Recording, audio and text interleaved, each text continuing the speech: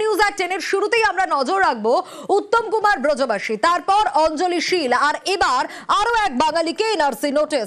অসমের NRC notice এবার মাথা ভাঙার নিশিকান্তকে। একের পর এক এনআরসি নোটিশের কথা সামনে আসছে।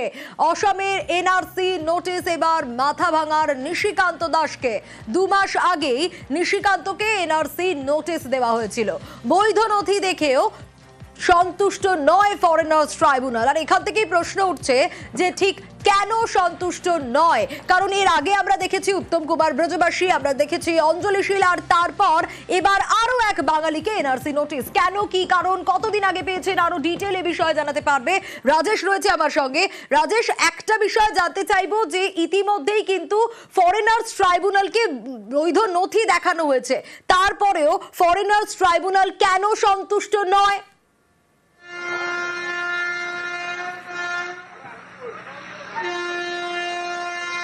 দেখো, মাথাভাঙা 2 ব্লকের লতাপাতার বাসিন্দা নিশিকান্ত দাস।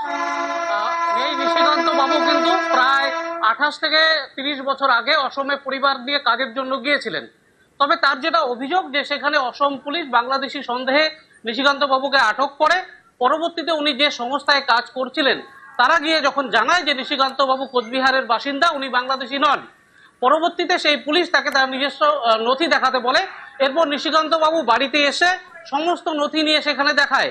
তারপর তিনি বেশ কিছুদিন অসমে কাজ করার পরে কিন্তু বাড়ি ফিরে আসেন। সম্প্রতি মাস 1.5 থেকে 2 মাস আগে তার কাছে কিন্তু এনআরসির নোটিশ আসে, এবং এই নোটিশ হাতে পেয়েই কিন্তু তিনি অসমে ছুটে যান এবং তার সমস্ত বৈধ নথি তিনি দেখান। কিন্তু তারপরেও কিন্তু তারা সন্তুষ্ট হননি, কারণ নিশিকান্ত বাবু বাবার ভোটার তালিকা সেটা চেয়েছিল, কিন্তু সে সময় নিশিকান্ত বাবুর কাছে সেটা ছিল না। তো ইতিমধ্যে তিনি কিন্তু সেই ভোটার তালিকাও জোগাড় করেছেন। এই ঘটনায় কিন্তু তিনি যথেষ্ট চিন্তিত হয়ে পড়েছেন। রাজ্য প্রশাসন একেবারে চিন্তিত তো বটেই। সঙ্গে থাকো রাজেশ, কারণ দুশ্চিন্তায় রয়েছেন তিনি। কেন পেলেন তিনি এনআরসি নোটিশ নিজেই জানেন না। দেখুন কি বলছেন নিশিকান্ত দাস। নোটিশটা যে বাংলাদেশি মনে করে সন্দেহ করে নিল। কারা পাঠিয়েছে? পাঠিয়েছে কোর্টে থেকে আসছে। কোন জায়গা? এটা গুয়াহাটি মহানগর কামরূপ কোর্টে থেকে। আপনি এখানেই থাকতেন না বাংলাদেশ থেকে এসেছিলেন? বাংলাদেশ, আমরা তো এটা বাবারা তো বাংলাদেশে বোধহয় ছিল, কিন্তু আমরা তো এখানেই জন্ম। তার জন্ম এখানেই, তার বক্তব্য শোনালাম। নিশিকান্তর প্রতিবেশীরা কি বলছে দেখুন। আমরা স্যার ওই ছোট থেকেই জানি এখানেই আছে, এখানেই কাজ করে, এখানেই চলে, এখানেই সবকিছু। মানে আসাম কেন, ভুটানেও যাই, কেরালাও যাই, অনেক অনেক জায়গায় যে আমরা বাইরে কাজ করি। উনিও গেছে, বাইরে কাজ করছে। আমরা তো বাইরে না গেলে তো স্যার আমাদের এখনো চলবে না। আতঙ্ক কথাই এগুলো।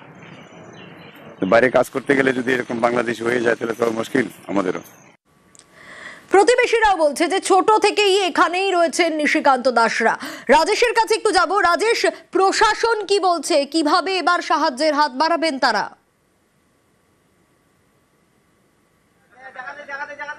দেখো, এই খবর ছড়িয়ে পড়তেই কিন্তু স্থানীয় গ্রামবাসীরা যেমন ভিড় জমিয়েছেন, সেমনি কিন্তু ভিড় জমিয়েছেন স্থানীয় তৃণমূল নেতৃত্বরাও। তবে স্থানীয় প্রশাসন কিন্তু এই বিষয়ে সহযোগিতার হাত বাড়িয়ে দেবে বলে আমরা জানতে পেরেছি। পাশাপাশি স্থানীয় নেতৃত্বরাও তার বাড়িতে এসছেন, তার সঙ্গে কথা বলছেন। তারাও বিষয়টি মুখ্যমন্ত্রীর নজরে আনবেন। পাশাপাশি কিভাবে এই নিশিকান্ত বাবুকে সহযোগিতা করা যায় তারা সব রকম চেষ্টা করবেন বলে জানানো হয়েছে। বেশ, অবশ্যই নজর থাকবে। আর এই নিয়েই শুরু হয়ে গেছে তরজা। বাংলার মানুষ সবাই স্তম্ভিত। মানুষের বাড়ি বাড়ি এনআরসির নোটিশ পাঠানোর চেষ্টা করছে।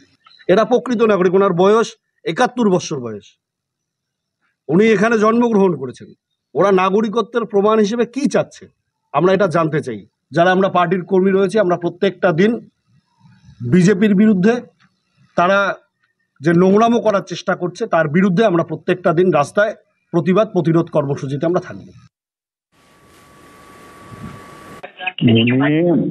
অনেক দিন থেকে ভোট দেয়, 2003 সালের আগে, 30 বছর আগে কবে আসামে ছিল তখনকার ভুয়ো কেস নিয়ে এরা প্রশাসনের পক্ষ থেকে তখন রিপোর্ট পাঠাইছিল, ওয়েস্ট বেঙ্গল গভর্নমেন্টের কাছে রিপোর্ট পাঠিয়েছিল। তখন হয়তো তারা কোনো রিপোর্ট দেয় নাই এই গভর্নমেন্ট। 3 সালের লাস্ট যাদের ভোটার লিস্টে নাম আছে তাদের তো সিএ এনআরসির কোনো ব্যাপারই নাই, কোনো আতঙ্কের কোনো চিন্তা ভাবনা নাই। আতঙ্ক দেখানো হচ্ছে তৃণমূলের পক্ষ থেকে, ভয় দেখানো হচ্ছে। এবার আরো এক বাঙালিকে এনআরসি নোটিশ দেওয়া হলো। একটু যদি নজর রাখি তাহলে এর আগে আমরা শুরুতে দেখেছিলাম উত্তম কুমার ব্রজবাসী, যার কাছে এনআরসি নোটিশ পৌঁছে গেছিল। তারপর দিনহাটার বাসিন্দা, তাকে নোটিশ দেওয়া হয়েছিল। তারপরই আমরা দেখেছি ফালাকাটার বাসিন্দা অঞ্জলি শীল, তাকেও এনআরসি নোটিশ দেওয়া হলো। আর তারপর এবার ডিম বিক্রেতা মাথাভাঙার বাসিন্দা নিশিকান্ত দাস, তাকেও দেওয়া হলো এনআরসি নোটিশ। অসম সরকারের তরফ থেকে পাঠানো হয়েছে এই এনআরসি নোটিশ।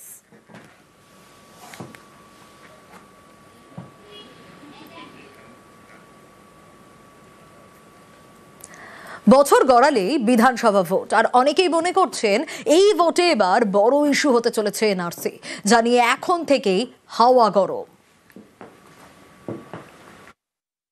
বাংলার ব্যাপারে আসাম কি করে হস্তক্ষেপ করে বিজেপিকে বলবো, নিজেদের চরকায় তেল দিন, ডিটেনশন ক্যাম্পে সবাইকে রেখে দিয়েছেন। এইভাবে যদি মনে করেন আপনারা দেশ চালাবেন, দেশটা কিন্তু বিভক্ত হয়ে যাবে। Question is whether Mamata Banerjee like Bengali or she like only Muslim Bengali.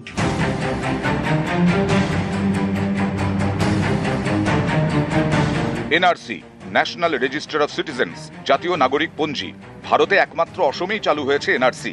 বিরোধীদের দাবি এনআরসি সিএএ করে বিভাজনের রাজনীতি করতে চায় বিজেপি। এই এনআরসির বিরোধিতায় শুরু থেকে সরব পশ্চিমবঙ্গ।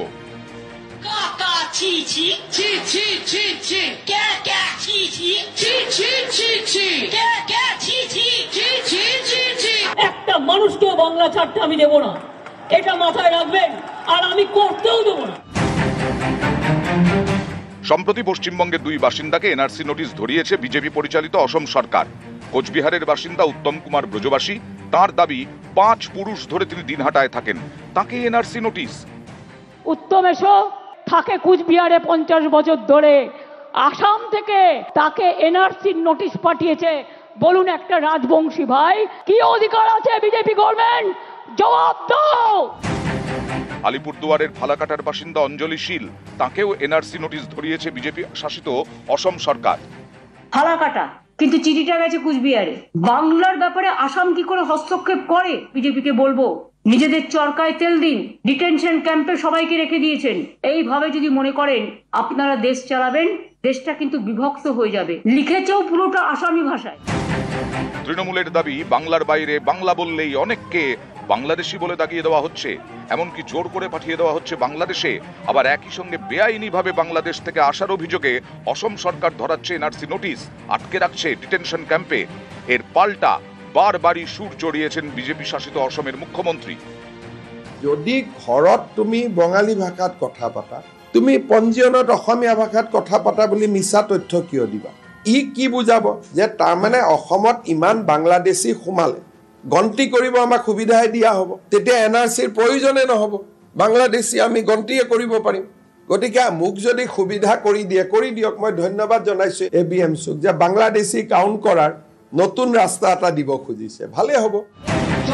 এরপর গত শনিবার সোশ্যাল মিডিয়ায় সুর চড়ান মমতা বন্দ্যোপাধ্যায়, লেখেন দেশের দ্বিতীয় সর্বাধিক প্রচলিত ভাষা বাংলা, অসমেরও দ্বিতীয় সর্বাধিক প্রচলিত ভাষা বাংলা। সব ধর্ম এবং সব ভাষাকে সম্মান দিয়ে বাঁচতে চান যারা, তাদের ধমকানো, মাতৃভাষায় কথা বলার জন্য তাদের বিরুদ্ধে আইনি ব্যবস্থা নেওয়া বিদ্বেষমূলক এবং অসাংবিধানিক। অসমে বিজেপির এই বিভাজনের রাজনীতি সব সীমা অতিক্রম করেছে। অসমের মানুষের বিরুদ্ধে লড়াই করবেন। Question is whether Mamata Banerjee like Bengali or she like only Muslim Bengali. বছর গড়ালেই বিধানসভা ভোট। অনেকেই মনে করছেন এনআরসি নিয়ে এখন থেকে যেভাবে হাওয়া গরম, তাতে আগামী বিধানসভা ভোটে এই এনআরসি বড় ইস্যু হতে পারে। নিউজ 18 বাংলা।